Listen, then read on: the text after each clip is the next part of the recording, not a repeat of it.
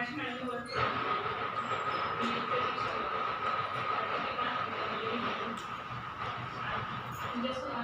थोडासा सुचवा कन्स्ट्रक्टिव्हिझम म्हणजे काय आणि कसे घ्यायचे ज्ञान रचनावादी पाठ त्याचा एक थोडासा डेटा त्या दोन गोष्टी आपण बघणार आहोत. व्हॉट इज मीन बाय कन्स्ट्रक्टिव्हिझम की नेमकं काय ज्ञान रचनावाद म्हणजे काय तर त्या शब्दामध्ये त्याचा अर्थ दडलेला आहे. ज्ञान रचनावाद ज्ञानाची रचना करता येईल. लक्षात आलं ज्ञानाची रचना करता येईल. टू कन्स्ट्रक्ट नॉलेज ज्ञानाची निर्मिती करता येईल. टू अरेंज ही ज्ञानाची मांडणी करता आली पाहिजे. ह्या सगळ्या गोष्टी त्याच्यामध्ये कन्स्ट्रक्टिव्हिझम केलेलं आहे. आपला जो वर्ग आहे त्या वर्गामध्ये ह्या ज्ञानाची निर्मिती ज्ञानाची रचना करणं हे कन्स्ट्रक्टिव्हिझम मध्ये अपेक्षित आहे. आणि मग ही ज्ञानाची निर्मिती करणार कोण असेल ह्या ज्ञानाचा निर्माता. तर आजची आपली शिक्षण पद्धती ही विद्यार्थी केंद्रित शिक्षण पद्धती आहे. म्हणजे आपला विद्यार्थी हाच ज्ञानाचा निर्माता असणार आहे. बघा पूर्वी काय व्हायचं तर शिक्षक यायचे today we are going to learn आणि सुरुवात करायची. बरोबर आहे की नाही. म्हणजे आज आपण या विषयाला सुरुवात करणार आहोत. आज आपण पाठाचा हा घटक अनुभवणार आहोत अशी सुरुवात असायची. पण आता तसं होत नाही. आजची शिक्षण पद्धती ही विद्यार्थी केंद्रित आहे. विद्यार्थ्यांची फ्रेंडली ॲटमॉस्फिअर तुमच्या वर्गामध्ये असणं गरजेचं आहे. आणि अशा पद्धतीने तुम्हाला शिक्षण पद्धतीमध्ये काम करावं लागणार आहे. ही सगळ्यात गोष्ट महत्त्वाची समजून घ्या. ही जेव्हा ज्ञान रचनावादी पाठ आपण घेणार असो किंवा ज्ञान रचनावादी कन्स्ट्रक्टिव्ह मेथडचा आपण जेव्हा वापर करणार आहोत तेव्हा आपल्याला काय करावं लागणार आहे to construct knowledge with the help of prior knowledge of students और चिल्ड्रन्स. बघा म्हणजे हे जेव्हा आपण ज्ञान निर्माण करणार आहोत तेव्हा हे ज्ञान निर्माण करणार कुठून तर विद्यार्थी जेव्हा आपल्या वर्गात येतोय तेव्हा तो पूर्ण रिकामा नसतो. तर तो स्वतःचे अनुभव घेऊनच वर्गामध्ये बसलेला असतो आणि त्याच्या अनुभवाचा त्या पूर्वानुभवाचा वापर करून with help of their prior knowledge. लक्षात आलं का म्हणजे विद्यार्थ्याच्या पूर्व अनुभवाचा वापर करून आपण त्याला काय करणार आहोत तर कन्स्ट्रक्ट नॉलेज म्हणजे त्याला नवीन ज्ञानाची निर्मिती करण्यासाठी किंवा नवीन ज्ञानाची सांगड घालण्यासाठी आपण काय करणार आहोत giving help to them to motivate. लक्षात आलं म्हणजे आपल्याला त्या ठिकाणी फक्त मोटिवेशन विद्यार्थ्याला काय करायचं आहे मोटिवेशन देऊन त्याच्या पूर्वज्ञानाचा वापर करून नवीन ज्ञानाची निर्मिती करण्यासाठी प्रवृत्त करायचं आहे. ही सगळ्यात महत्त्वाची गोष्ट या कन्स्ट्रक्टिव्हिझम मध्ये आहे. आता काही शंका वाटते का तुम्हाला की मॅडम खरंच कन्स्ट्रक्टिव्हिझम म्हणजे काय आहे असं काय वाटते का कोणाच्या मनामध्ये तशी काही शंका आहे का तर एक लक्षात घ्या you are the hero at your classroom. सगळ्यात महत्त्वाची गोष्ट जेव्हा प्रायमरी लेवलवरती आपण काम करतोय तेव्हा आनंदाची गोष्ट काय असते रे तर तुम्ही तुमच्या वर्गामध्ये राजे असता. तिथं तुम्ही जे बोलाल ते सगळं सत्य ते सगळं मान्य. जेव्हा तुम्ही तिथून पुढे याल बघा 5वी असेल 8वी असेल ज्युनियर असेल सिनियर असेल त्या ठिकाणी काय होतंय तर थोडेसे क्रिटिसाइज होतं. म्हणजे ज्ञानाच्या कक्षा उतरवलेल्या असतात माहितीचं विस्तृतीकरण झालेलं असते त्या मुलाचे स्वतःचे पण विचार झालेले असतात आणि त्यातून काय होतं तर तो शिक्षक असेल शिक्षण पद्धती असतील शिक्षण प्रवाह असतील या सगळ्याला क्रिटिसाइज करण्याचा कुठेतरी प्रयत्न करत असतो. मात्र प्रायमरी लेवलवर ते घडत नाही. तिथं you are the hero at your classroom आणि हे सगळ्यात अभिमानाची गोष्ट असते की मी जिथं काम करते ना त्यांच्यासाठी मी हिरोच आहे.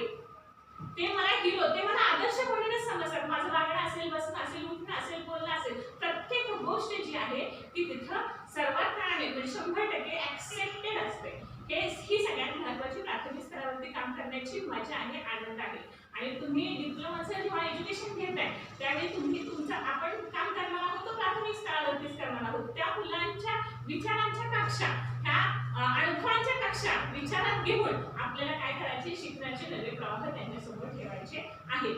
मग आता कन्स्ट्रक्टिव्हिझम बद्दल कन्स्ट्रक्टिव्हिझम म्हणजे काय हे जेव्हा तुमच्या लक्षात आलं तेव्हा पुन्हा निर्माण प्रश्न होतो की कन्स्ट्रक्टिव्हिझम आला कुठून म्हणजे ही प्रवाह ही पद्धत असेल ती काय शिक्षणामध्ये आणली गेली असेल तर सगळ्यात महत्त्वाची गोष्ट काय शिक्षण हे बदलत असते. जेव्हा समाजाच्या गरजा अपेक्षा ह्या जेव्हा बदलतात तेव्हा आपल्याला शिक्षणामध्ये सुद्धा नवीन नवीन बदल करावे लागतात. आणि त्यातून बघा पूर्वी काय व्हायचं रे, तर गुरुकुल पद्धती होती. विद्यार्थी हा गुरु ग्रही राहून शिक्षण घेत होता. मात्र आता अलीकडे काय झालं, तसं होतंय का, आपण गुरुग्रही जाऊन शिक्षण घेतोय ना, नाही. शिक्षण काय बदलला, समाजाच्या गरजा अपेक्षा बदलल्या आणि त्यातून शिक्षण प्रवाहामध्ये बदल करण्याची गरज आली. त्यामध्ये काय व्हायला लागलं तर शिक्षणामध्ये नवनवीन बदल झाले. आणि आजचा प्रामुख्याने बदल काय झाला तर टीचर सेंटर्ड एज्युकेशनच्या ऐवजी सगळ्यात महत्त्वाचं म्हणजे स्टुडंट सेंटर्ड एज्युकेशन निर्माण झालेलं आहे. सर्वा म्हणजे आजची शिक्षण पद्धती ही पूर्णपणे विद्यार्थी केंद्रित आहे. पूर्णपणे विद्यार्थ्याचा विचार करून व त्याच्यामध्ये त्याच्या मानसिकतेचा सुद्धा विचार केलेला असतो की शिक्षण घेण्याची त्याची त्या वेळची स्थिती आहे का, हाही विचार बारीक सारी गोष्टी लक्षात घेतल्या गेल्या. आणि त्यातून कन्स्ट्रक्टिव्हिझम काय झालं, ही मेथड आहे ती समोर आलेली आहे. दुसरी महत्त्वाची गोष्ट म्हणजे की खरंच गरजच आहे का कन्स्ट्रक्टिव्हिझमची.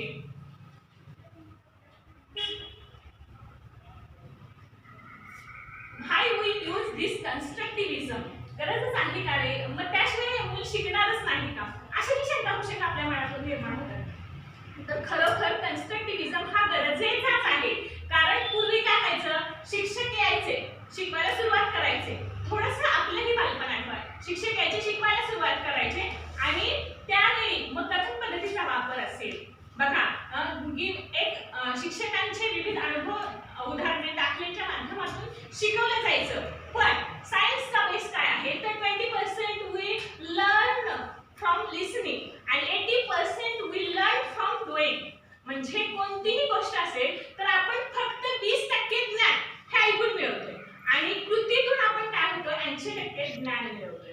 आणि म्हणून खरं तर हा ज्ञान रचनावाद समोर आलेला आहे आणि तो आपल्याला अंगाने स्वीकारायचा आहे. कारण त्यातून मिळणारे आउटपुट हे खरोखरच तेवढे दर्जेदार आहे. त्यामुळे आपल्याला काय करायचं आहे तर कन्स्ट्रक्टिव्हिझम हा वापरावा लागणार आहे. आणि मग ह्या कन्स्ट्रक्टिव्हिझमचे काय टूल्स आहेत, कोणकोणती साधनं आहेत, कशा पद्धतीने कन्स्ट्रक्टिव्हिझम वापरला जातोय. तर सगळ्यात महत्त्वाचं पहिली गोष्ट म्हणजे काय तर शिक्षण हे नेहमी स्पर्धेशी निगडीत होतं बघा. ओके चला 99% मार्क्स पाडायचे, 90% मार्क्स पाडायचे आणि आपल्याला शिक्षण घ्यायचं म्हणजे टॉपर स्कोर म्हणजे खूप शिक्षण असं होतं. पण दिवसेंदिवस काय बदलत चाललेलं आहे, लोकांना लक्षात येते टॉप स्कोर पेक्षा सुद्धा कोऑपरेटिव्ह लर्निंग सगळ्यात जास्त गरजेचं आहे. आणि त्यामुळं कोऑपरेट होणं आणि शिक्षण घेणं हे जास्त दीर्घकाळ टिकणार आहे. त्यातून हा कन्स्ट्रक्टिव्हिझम जास्तीत जास्त काय केला जातो रे, वापरला जातो. याच्यामध्ये पेअर्स लर्निंग असेल, ग्रुप लर्निंग आहे, ग्रुप डिस्कशन्स आहेत, जेणेकरून तुम्ही एकमेकांना कोऑपरेट करून जास्तीत जास्त शिकण्याचा प्रयत्न करा. ही गोष्ट इथं महत्त्वाची धरलेली आहे. त्याचबरोबर आणखी एक टूल्स म्हणजे तुमचं एक्सपिरियन्शियल लर्निंग म्हणजे अनुभवांचा वापर करून. सगळ्यात महत्त्वाची गोष्ट काय तर विद्यार्थ्यांच्या अनुभवांचा वापर करूनच आपल्याला नवीन ज्ञान ठिकाणा द्यावं लागणार आहे. या ठिकाणी तुमची भूमिका फक्त मोटिवेटर, फॅसिलिटेटर म्हणूनच असली पाहिजे. म्हणजे सुलभ हक्काची भूमिका अध्ययन करण्यासाठी वेगवेगळ्या माध्यमांचा त्यांना वापर करता येणं, वेगवेगळ्या माध्यमापासून त्यांना वेगवेगळी साधनं उपलब्ध करून देणं आणि त्यातून त्यांनी ज्ञान घेणं. तिला तुम्ही शिकवायचं कमी आहे, एक लक्षात घ्या, शिकवायचं कमी आहे, त्यांनी शिकायचं मात्र जास्त आहे. मग यासाठी काय व्हावं लागणार आहे तर त्याचे थिंकिंग लेवल डेव्हलप करणं गरजेचं आहे आपल्याला. कारण जेव्हा तो वेगवेगळ्या पद्धतीने विचार करेल, वेगवेगळ्या दिशेने विचार करेल, त्याच वेळी हे शक्य आहे. नाहीतर एखाद्याच्या समोर जर तुम्ही कितीही साधनं ठेवली आणि तो शांत बसला तर चालेल नाही, तिथं घडेल अध्ययन घडणार नाही. अशा वेळी तुम्हाला काय करावं लागेल तर त्याला वेगवेगळ्या दिशेने मोटिवेट करावं लागेल, वेगवेगळ्या फॅसिलिटीज पुरवाव्या लागतील की जेणेकरून त्याला वेगवेगळ्या दिशेने वेगवेगळ्या पद्धतीने विचार करावा. यासाठी त्याला एक्सपिरियन्शियल लर्निंग हे सगळ्यात जास्त गरजेचं आहे. त्याचबरोबर काय कॉन्सेप्ट मॅपिंग म्हणजे वेगवेगळ्या कन्सेप्ट तुम्हाला क्लिअर करावे लागणार आहेत. ज्ञान देतो म्हणजे काय तर एखादी नवीन संकल्पना आहे ती आपण त्याच्यासमोर मांडत असतो आणि त्या संकल्पनेचा त्याला त्याच्या पद्धतीने स्वीकार करून ती संकल्पना दीर्घकाळ त्याच्यावरती माहितीमध्ये, विचारांमध्ये ठेवणं आणि त्याचा त्या कृतीचा वापर त्याला व्यवहारामध्ये करणं हे शिक्षणामध्ये अपेक्षित आहे. बरोबर आहे की नाही. आणि मग त्याला ते कॉन्सेप्ट मॅपिंग ही गोष्ट महत्त्वाची आणि सगळ्यात महत्त्वाची गोष्ट म्हणजे कन्स्ट्रक्टिव्ह बेसला सध्याचं ई लर्निंग. यासाठी आपण बघा वेगवेगळ्या बघितलं आजच्या पिढ्या फार शार्प आहेत बरं का, कारण आज 20 वर्षाचे अनुभव असूनही जेव्हा आम्ही विद्यार्थ्यांसमोर उभा राहतोय त्यावेळी विद्यार्थ्यांमधून येणारे प्रश्नही नाविन्यतेचे असतात. आज जर तुम्ही बघितलं तर 5 वर्षाचा मुलगा अँड्रॉइड मोबाईल खूप चांगला हाताळतोय. बऱ्याच फॅकल्टीज बऱ्याच ऍप्स आपल्याला माहीत नसतात, पण मुलं खूप चांगल्या पद्धतीने डाउनलोड करतात, वापरतात. हे कशात आता कोरोनाचा बेस होता, ज्यावेळी शिक्षण प्रवाह खरोखरच खंडित झालेला होता, मुलं शिक्षणापासून लांब होती, त्यावेळी काय झालं तर ऑनलाईन शिक्षणाचा वापर केला गेला. ऑनलाईन करून विद्यार्थी अतिशय उत्कृष्टरित्या संवाद साधत होते, विचारत होते, बोलत होते, सांगत होते. त्या वेळेचे ते अभ्यासक्रम ते घटक हे पूर्ण केले जात होते आणि चांगल्या पद्धतीने म्हणजे ऑफलाईनचं तर बेस्ट वेज आहे, पण जेव्हा पर्याय नव्हता त्यावेळी ऑनलाईन टीचिंग सुद्धा चांगल्या पद्धतीने घडलं गेलं. मग हा काय आहे, काय बदलला? परिस्थिती बदलली. बदललेल्या परिस्थितीनुसार शिक्षण प्रवाहात बदल करावे लागले आणि ते बदल स्वीकारले गेले. लक्षात आलं का? आणि त्या बदलानुसार विद्यार्थी घडत गेला. म्हणजे ह्या ज्या गोष्टी आहेत म्हणजे समाजाच्या गरजा, अपेक्षा आणि परिस्थिती बदलली की शिक्षण प्रवाह बदलत आहे, बदलत आहे आणि ह्या बदलत्या शिक्षण प्रवाहाच्या दिशेनेच आपल्याला काम करावं लागणार आहे. सांगण्याचं तात्पर्य एक सगळ्यात महत्त्वाची गोष्ट की तुमच्या पुढे येणारा विद्यार्थी हा खूपच तयारीचा आहे. पहिली गोष्ट वेगळी होती, मुलं फक्त खेळत होती आणि निवांत येऊन वर्गात मग तुम्ही जे सांगाल ते सगळं मान्य होत होतं. आता तसं नाही, ज्ञानाच्या कक्षा गोंधळलेल्या आहेत, ती साधने वेगळी. आज तुम्ही जर नेटचा वापर 5-6 वर्षाचे विद्यार्थी सुद्धा खूप युट्यूब अतिशय छान होतं. लक्षात आलं का? तेव्हा पहिलं कसं होतं, तुम्ही सर्व होता, तुम्ही सांगाल ते सगळं 100% मान्य. आता नाही तर त्याला चेकिंग करा. लक्षात आलं का? मग ते जे सांगितलं जाते म्हणजे आपण किती अपडेट असणं गरजेचं आहे हे लक्षात घ्या. की आपण ज्या विद्यार्थ्यांसमोर उभा राहणार आहोत तेव्हा आपणही त्या लेवलला अपडेट असणं गरजेचं आहे आणि म्हणून कन्स्ट्रक्टिव्हिझम हा बदललेला प्रवाह समोर आलेला आहे. बघा, कोडिंग लँग्वेज म्हणजे आता शासनाची धोरण बदलतात, बरोबर आहे. राष्ट्रीय शैक्षणिक आराखडा आता राष्ट्रीय शैक्षणिक धोरण 2020चं समोर आलं. त्या धोरणानुसार आपल्याला पुढे काम करावं लागणार आहे. यामध्ये आकृतीबंध सुद्धा शिक्षणाचा बदललेल्या आकृतीबंधाबद्दल तुम्हाला माहिती आहे का रे? की काय आहे आकृतीबंध शिक्षणाचा, कसे टप्पे ठरवले गेले हे माहिती आहे का तुम्हाला? थोडंसं काय करा, नेट सर्चिंग करा, तुम्हाला लक्षात येईल. राष्ट्रीय शैक्षणिक आराखडा 2020 याच्यामध्ये काय केले, 5, 3, 3, 4 हे म्हणजे पहिले 10वी 12वीचं बोर्ड. ते बोर्ड आता काय आहे का सुरू? आता थोडे 2 वर्षात काय होतं तर त्याची अंमलबजावणी होईल. त्याच्यानंतर बोर्ड हे 10वीचं राहणार नाही. म्हणजे हे शिक्षण प्रवाहामध्ये बदल आहे. हे बदल आपल्याला काय करावे लागणार आहे तर त्या पद्धतीने स्वीकारावे लागणार आहेत. बघा, कोडिंग लँग्वेज हे इंजिनिअरिंगच्या फर्स्ट इयरच्या स्टुडंट्सला सांगितलं जात होतं. आज 5वीच्या कॅन्डिडेटला म्हणजे 5 वर्षाच्या विद्यार्थ्याला कोडिंग लँग्वेज ही शिकवावी लागणार आहे. ही मागणी समाजाची आहे, ही गरज आहे बदलत्या काळाची. म्हणजे हा एवढा मोठा बदल घडतोय, एवढ्या मोठ्या पद्धतीनं पिढ्या म्हणजे वैचारिकरित्या डेव्हलप होत आहेत. म्हणजे आपल्याला किती तयारीने उतरवायचं त्यांच्यासमोर आणि तेवढ्यासाठी आपली तयारी सुद्धा तेवढ्या टोकाची असणं गरजेचं आहे. लक्षात घ्या की नेहमी शिक्षण हे 5 तत्वांभोवती फिरत असते. 5 तत्वांभोवती शिक्षण पद्धती फिरत असते. मग काय आहे ती तत्व? तर नॉलेज सेंटर्ड सोसायटी म्हणजे ज्ञान केंद्रित समाज. पहिली गोष्ट की ज्ञान केंद्रित समाज असावा. दुसरी गोष्ट म्हणजे चाइल्ड सेंटर्ड एज्युकेशन, विद्यार्थी केंद्रित शिक्षण असावं. तिसरी महत्त्वाची गोष्ट काय रे तर वुमन सेंटर्ड फॅमिली,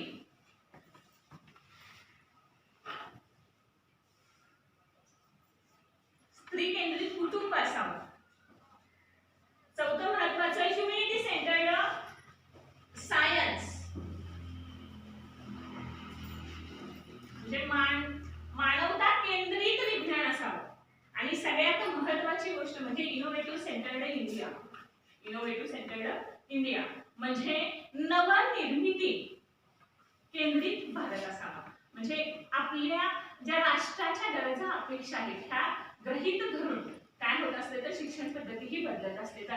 पाठाला सुरुवात करण्यापूर्वी मी तुम्हाला एक गोष्ट सांगते. एक छोटंसं उदाहरण आहे. सुभाषचंद्र बोस म्हणजे आपल्या भारताला फार मोठ्या महान विद्वानांचा वारसा लाभलेला सुभाषचंद्र बोस होते, त्यांच्या आयुष्यात एक छोटासा प्रसंग आहे. आता आपल्याकडे IAS च्या परीक्षा होतात, माहिती आहे का तुम्हाला सगळ्यांना? प्रत्येकाला वाटतं माझं मुलं IAS व्हावं, आणि त्या होत्या म्हणजे काय, इंडियन ऍडमिनिस्ट्रेटिव्ह सर्व्हिसच्या ज्या जागा भरल्या जातात त्यामध्ये त्या IAS ह्या परीक्षा घेतल्या जातात. सुभाषचंद्र बोस ज्यावेळी होते त्यावेळी ICS ची परीक्षा असायची. ICS म्हणजे काय, इंडियन सिव्हिल सर्व्हिस. लक्षात आलं? मग ती परीक्षा ते क्वालिफाय झालेली. परीक्षा क्वालिफाय झाल्यानंतर जेव्हा ते इंटरव्ह्यूला गेले त्यावेळी त्यांना एक सिंपल क्वेश्चन विचारलेला होता, काय, तर what is the difference between train master and school master? What is the difference between train master and school master? आता त्या लेवलची त्या दर्जाची परीक्षा तर सुद्धा त्या दर्जाचीच पाहिजे. लक्षात आलं का? फारसं चालत नाही, मोजक्या शब्दामध्ये अचूक शब्दामध्ये आपल्याला काय करावे लागते, उत्तराची मांडणी करावी लागते. त्यावेळी त्यांनी एक इतकं छान उत्तर दिलं. ते काय म्हटले की train master minds the train. त्याला काय प्रश्न होता, what is the difference between school master and train master? त्यांनी काय उत्तर दिलं, तर train master minds the train and school master trains the mind. लक्षात आलं का? म्हणजे जो हा आहे काय, तर ट्रेन मास्टर तो काय करतोय, माइंड्स द ट्रेन, यंत्राच्या हाताने करतोय, जे अगदी सोपं आहे. आणि स्कूल मास्टर काय करतोय, ट्रेन्स द माइंड, म्हणजे मनाचं वळण, मनाला म्हणजे आपल्या शिक्षणाचं सर्वोच्च ध्येय काय आहे, सुजाण आणि सुसंस्कृत नागरिक घडवणं. लक्षात आलं का? आणि ते कधी शक्य आहे, तर तुम्ही जेव्हा मनावर योग्य संस्कार करताय त्यावेळी. 99% माणसं आहेत आणि मी देशाचा सुजाण सुसंस्कृत नागरिक आहे का नाही, ते तुमच्या कृतीत असायला पाहिजे, ते तुमच्या व्यवहारात असायला पाहिजे. म्हणजे असा डिफरन्स त्यांनी त्यावेळी सांगितलेला होता की मनाला वळण लावणं, मनावर योग्य सुसंस्कार घडवणं किंवा मनाच्या हाताने करणं, यंत्राच्या हाताने करणं सोपं आहे. मनाला वळण लावणं, मनावर संस्कार घडवणं तेवढं सोपं नाही, कारण कुणाचा मन कधी कोणत्या वेळेला काय विचार करत असेल सांगता येत नाही. लक्षात आलं? तुम्ही समोर आहात, ओके मी छान सांगते, तुम्ही छान ऐकून घेताय, पण हे मला वाटतंय, तुमच्या मनामध्ये काय विचार चालू हे तुम्हाला नाही. लक्षात आलं का? म्हणजे मी दिलेले ज्ञान मला वाटतं मी 100%, येस आय एम गिव्हिंग 100%, त्यातलं घेतलं किती जाते हे तुमच्या बरोबर नाही. म्हणजे मनावर संस्कार घडवणं, मनाला योग्य वळण लावणं इतकं सोपं नाही. आणि मग आज राष्ट्राचं आपल्या ध्येय काय आहे, तर सुजाण आणि सुसंस्कृत नागरिक घडवणं. यासाठी आपल्याला काय करावं लागणार आहे, विद्यार्थ्याच्या मानसिकतेचा अभ्यास करून, त्याच्या पूर्वानुभवाचा अभ्यास करून त्याला योग्य पद्धतीनं नवीन ज्ञानाची निर्मिती करण्यासाठी मदत करणं म्हणजे ज्ञानरचना.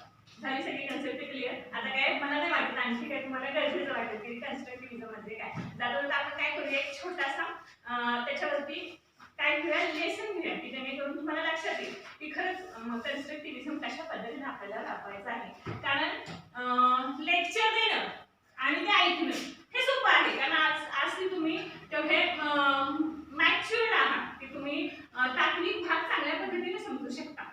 पण सगळ्यात महत्त्वाचं की हा तात्विक भाग मी मगाशी सांगितलं की कुठं ज्युनियर सिनियर ह्या ठिकाणी ठीक आहे, पण जेव्हा आपण किंवा अगदी 8वी ते 10वी पण चालतं, पण जेव्हा आपण प्रायमरी बेसवरती काम करतो तेव्हा आपल्याला कृतीपूर्ण साधन द्यावं लागणार आहे, कृतीपूर्ण शिक्षण द्यावं लागणार आहे.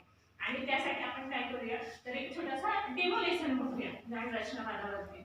बघा, ठीक आहे. सगळ्यात महत्त्वाची सूचना, हा लेसन बघण्यापूर्वी आपल्याला काय करायचं आहे रे, तर तुम्ही 4थीचे विद्यार्थी आहात बरं का, हे महत्त्वाचं. नाहीतर तुम्ही